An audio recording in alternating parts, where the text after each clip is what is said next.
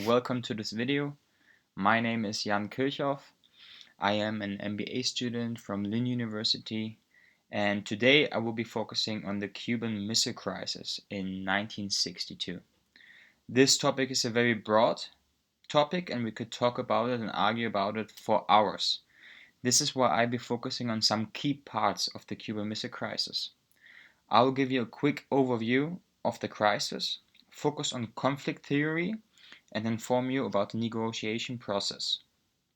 Then I will focus on the involved parties and their underlying interest. To the left, you see a map and the radius of a potential nuclear explosion. In fact, experts assume that 80 million Americans could have died, and without the use of diplomacy, a world war would have resulted. Now, please lay back and enjoy the video. Many people might ask themselves, why do we theorize conflict?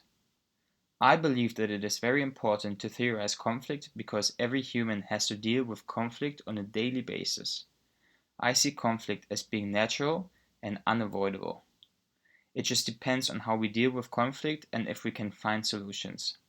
The earlier somebody recognizes why a conflict exists, the easier it is to deal with it. Karl Marx believed that a conflict exists due to competition for limited resources, such as sexual partners, money, and leisure time. Besides, Marx believes that social classes results in class struggle. Stronger individuals gain control and have power, which he believes is the core of human relationships. This results in a social class system. The author Gulati defines conflict as an emotional or cognitive response that occurs when interests, perspectives, and behaviors of one individual or group explicitly differ from those of another individual or group. I believe that it is important to understand that conflict can be both destructive and constructive. The Cuban Missile Crisis of October 1962 was a direct and dangerous confrontation between the United States and the Soviet Union during the Cold War and was the moment when the two superpowers came closer to the nuclear conflict. It brought the world to a potential nuclear catastrophe. What is the issue causing the conflict? Well, the conflict started when the United States spy plane have detected nuclear missiles in Cuba on 8 different locations on the island. The Soviets shot down one of the spy planes, which led to an intense situation. In the following, I will focus on which parties were involved. 3 main parties were involved in the Cuban Missile Crisis. The former United States President John F. Kennedy, which you can see over the right in the picture. The former Soviet Premier Nikita Khrushchev, which you can see on the left on the picture, and the former Cuban Prime Minister Fidel Castro, which you can see in the middle of the picture. Before focusing on the underlying interest of each party that was involved, I would like to focus on how the conflict was managed. After the United States have detected missiles on Cuba, the Pentagon pushed Kennedy to authorize an invasion and attack Cuba, but Kennedy stayed calm. Instead, Kennedy used a Navy blockade around Cuba. Kennedy warned that a launch from a single missile from the island would lead to a full retaliatory response upon the Soviet Union. This would have led to World War. But why did Kennedy do that and did not attack Cuba?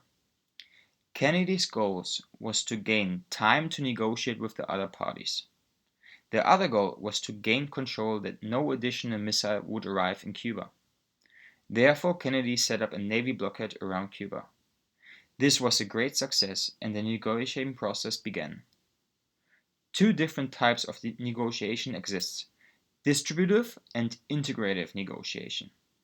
To sum up, distributive negotiation is when one party wins, and integrative negotiation focuses on multiple issues that have the potential to allow both parties to achieve some level of victory of satisfaction. The Cuban Missile Crisis was clearly an integrative negotiation process because all parties had success and they created a win-win situation. I will now focus on the negotiation process and what it demands and underlying interests were from the parties involved. The United States demands were straightforward. The firing on United States planes has to stop, and the Soviet Union has to remove all missiles from the island. In turn, the Soviet Union demands that the United States withdraws its missiles from Turkey. Fidel Castro and Cuban demands were that the United States will with no circumstances invade Cuba. Fidel Castro urged Khrushchev to initiate nuclear war with the United States. Castro preferred national suicide to an American invasion. As you can imagine, this intensified the negotiation. Now, we know that the political courageous leadership by the former United States President John F. Kennedy and Soviet Premier Nikita Khrushchev saved the world from nuclear devastation.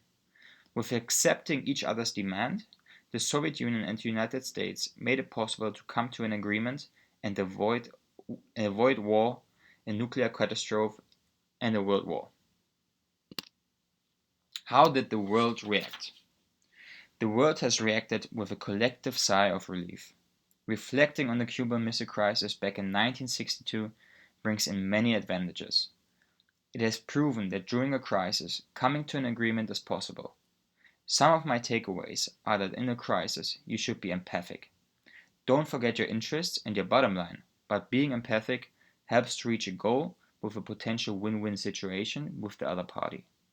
It also helps detecting the other party's underlying interests and helps you to negotiate effectively.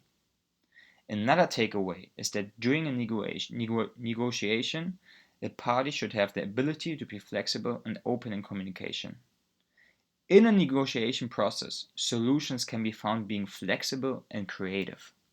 But this is only possible when the parties involved are open to it. Most important, the aim during a crisis should always be to prevent the crisis and not to manage it.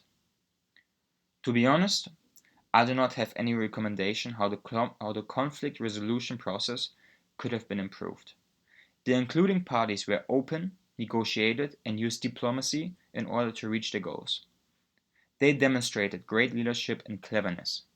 They proved that even though under immense pressure, they found a way to come to an agreement while being rational and don't act it out of emotion. Experts argue that it was Kennedy's greatest accomplishment while being the United States president, and I agree with it. These are my references. I hope you enjoyed the video and became more educated on the Cuban Missile Crisis.